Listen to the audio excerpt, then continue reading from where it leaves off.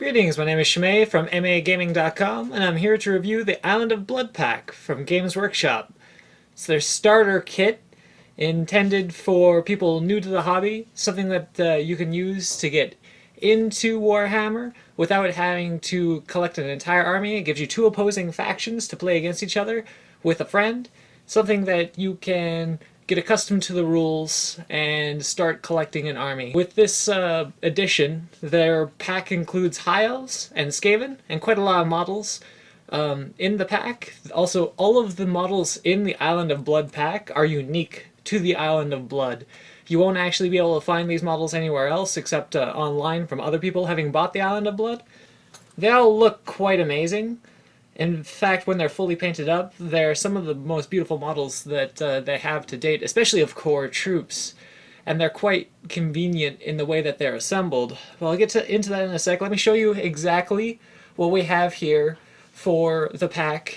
It comes with 10 dice, 10 six-sided dice, 2 special dice that you use in your Games Workshop games, whether it be 40k or fantasy, an artillery dice that's used for most war machines, and a scatter dice. It's a directional die so that when you roll it, you'll follow the arrow, which is what's on this dice. It's got a bunch of arrows and then 2 hit symbols to indicate that you have successfully hit what you intended to hit.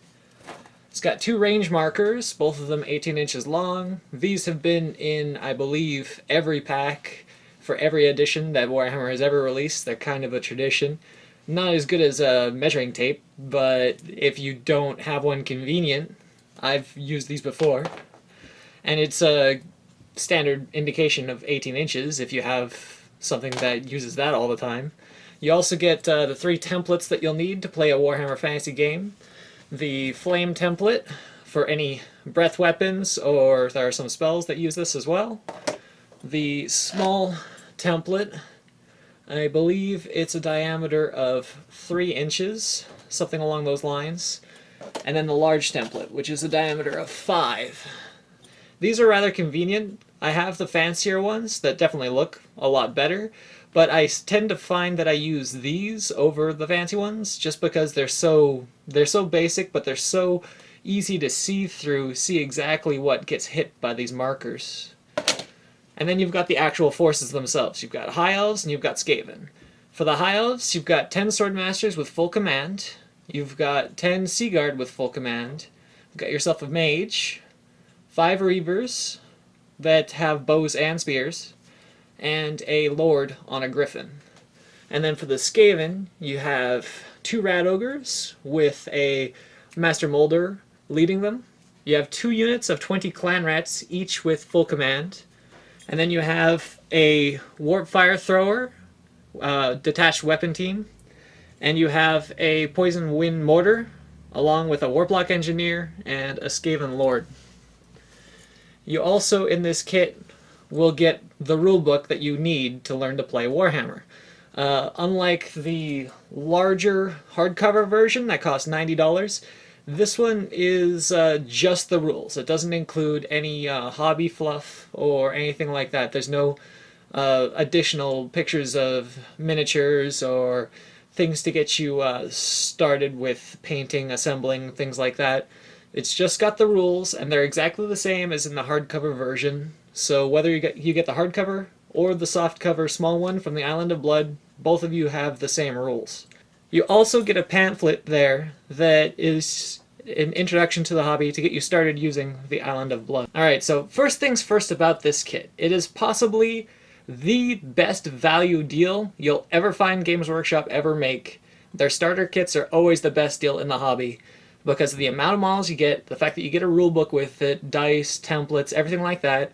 I'm going to give you a breakdown of what exactly is in this kit and how much it would cost you to buy it separately, if you even could buy it separately. And you're going to see just how high value it is.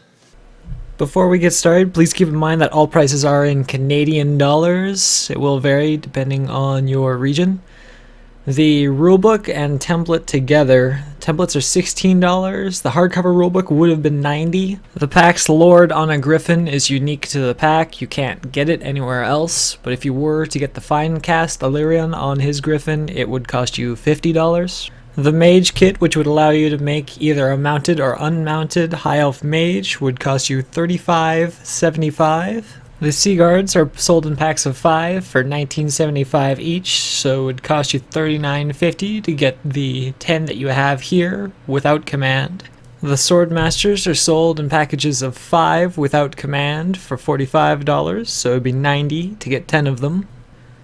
The Reavers are not available from the Games Workshop website outside of the Island of Blood pack. The Skaven Warplock Engineer would be $16. The Skaven Warlord would be $19.75. The Skaven Clan Rats are sold in packages of 20 for $42, so you would need 2 for $84 total. The 2 Rat Ogres would be $50. The Warp Fire Thrower could be purchased for $18, but the Poison Wind Mortar is only available in the Island of Blood pack. There is no other way to get it. The total cost of the Island of Blood pack is $118.75 plus tax. The value of the rulebooks and other miscellaneous items in the pack is over $110. The elves alone are $215.25, and the Skaven alone are $187.75. Now, it's obviously good value. There is no denying that. Even if you only wanted to buy one side, if you're only interested in elves, it's good value. If you're only interested in Skaven, it's good value. If you only want the rule book, it's good value. You can get the rule book and then sell the rest off to friends, buddies, or whatever. You can pitch in with somebody, because there are 2 armies here, and it's very unlikely that you're ever going to use both of them. So very often you'll split it with somebody else, which makes it even more efficient. It's really something. Now, the real question is whether or not this is a good introduction to Warhammer. Because while it's a great deal for people that want models for Warhammer, and it will get you the rule book, is it any good at introducing new players to the game? Now, as a first impressions, it is okay. It's not the best way to introduce somebody to a new game, especially with the forces that they chose this time around, because both the High Elves and the Skaven have a lot of special rules that are not introduced in this kit. If they had chosen something more simple, like Empire or Orcs, lacking their special rules wouldn't have been such a detriment. But as it is, these models are so dependent upon their special rules, specifically these armies, especially the Skaven, that with the stuff that's in the kit and with the instructions in the kit, you can't actually use everything that comes in the kit. If you're only going off of the stuff in the Island of Blood pack, you won't even know what a Warp Fire Thrower or a Poison Wind Mortar do. The pamphlet that they give you is quite nice in the images that it has, but it's not very helpful for giving you an indication of how evenly matched these forces are or what they do. It doesn't give you any stats either. In order to find out what the stats are of your army, you're going to have to look at the back of the rulebook. The base rulebook will have the stats, the outdated stats, for every army released up to that point. And so you can see that Skaven has leadership 5, let's say, or an elf has weapon skill 4. It'll give you all of their profiles, but what it won't give you are the special rules for each army.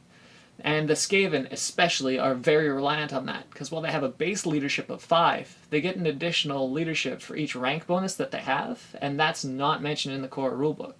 If a new player was just to pick this up and play against his friend with the Skaven, he'd be taking leadership tests at a leadership of 5, and failing considerably, and most likely losing more often than not. The Skaven in this kit are outmatched by the High Elves. That's really no contest. If you take the armies as they are indicated in the booklet, the High Elves will have they'll have more than 150 points on the Skaven, which, especially with the Skaven base stats in the rulebook, would mean that one player would be getting beaten down fairly often, and that's not something you want when you're introducing people to a game, to have one side be completely overpowered by the other. So as an independent kit that you could use to play with your friends, it's not perfect, and it will require that you get the army books. You need, if you're going to play with this, you need the High Elf and the Skaven army books. So separately, that adds an additional, that almost adds an additional $100, and that's near the price of the kit itself. It will give you those army books to start collecting those armies, but if you just wanted to pick up the armies and play against each other, it will give you a general idea of the game, but it won't give you a good impression, especially not for the Skaven. So if you're a new player and you just want to start playing Warhammer, this is still a really good deal, just for the rulebook itself. The fact that it gives you more models to play with as well is not too big. It's not too bad. But what you're going to have to do if you do play against your friends is you're going to have to change up the list a little bit. Specifically, you're probably going to want to remove the Griffin from the fight. If you're playing against your friends, the Griffin will just make the Skaven run away. Things that you need to be aware of if you are going to be playing with your friends, but you don't want to get the army books, something that'll even it out a little bit. The Skaven do get +1 leadership for each rank that they currently have. If they lose those ranks because they're flanked by somebody that disrupts them or something, then they lose that rank bonus for their leadership as well. And they have +1 to flee, and the High Elves have always strikes first across the entire army. That's not something that's mentioned in the core rules. It's in their army books, but if you don't want to get the army book but you do want to play with this kit, you're going to need to know that. So despite this not being all that great for a beginner, it is still the absolute best option that there is. Unless you know exactly what army you want to play right off the bat, and it's none of these, you probably want to pick up this kit as your first thing for Warhammer, especially if you have another friend that's interested and you want to just get started. One of the things I didn't really mention is just how easy this kit is to put together. Everything, all of these models snap together. They don't even require any glue, which is something that all other models you'll get from Games Workshop will need. You'll need to assemble everything, because it's they're models that come unassembled and unpainted. So you're going to need to assemble everything and paint everything. You don't need to do that too much with the Island of Blood kit. You can actually pick this up with your friend, sit down and assemble all of the models without any glue over about an hour, and that's quite something. It might be a little bit tedious and you will have to have some patience, but it is possible. I think that's probably what their intention was. I'll demonstrate that for you, how these can just really easily snap together. So once the model has been cut out of the sprue, all that's left is to stick it together. They have pegs and holes that will hold them securely in place. I would still suggest using glue before you paint, just to make sure that your model doesn't separate after it's fully painted. That would be a disaster. But other than that, they really are good to go, and especially good to play with as soon as you assemble them and put them on their bases. So even though it has its weaknesses as an introduction to Warhammer, it is still the best option, and rather affordable too. You're not going to find this many models from Games Workshop for this price, ever. It's really good value. I highly recommend that if you are starting Warhammer, you do pick up an Island of Blood kit, even if it's just for the rulebook. I would also highly recommend that you get some more dice. They give you 10 dice, but even with the forces that you have here, you'll wind up using more than that. So pick up some dice. They're not expensive. Even from Games Workshop, they're like $12 for a cube if you want to pick them up from Games Workshop, which is not necessary. And you're going to need measuring tapes as well. Sticks are nice, but measuring tapes are a lot better. Other than that, if you get yourself some measuring tapes and some dice, this stuff is ready to go. You can play it straight out of the box. So I'd like to say thanks for watching. My name is Shammeh from MAGaming.com, and if you want to see a battle with the Island of Blood kit between two of us, we've got that, and I will start playing it here. Click on it if you want to see.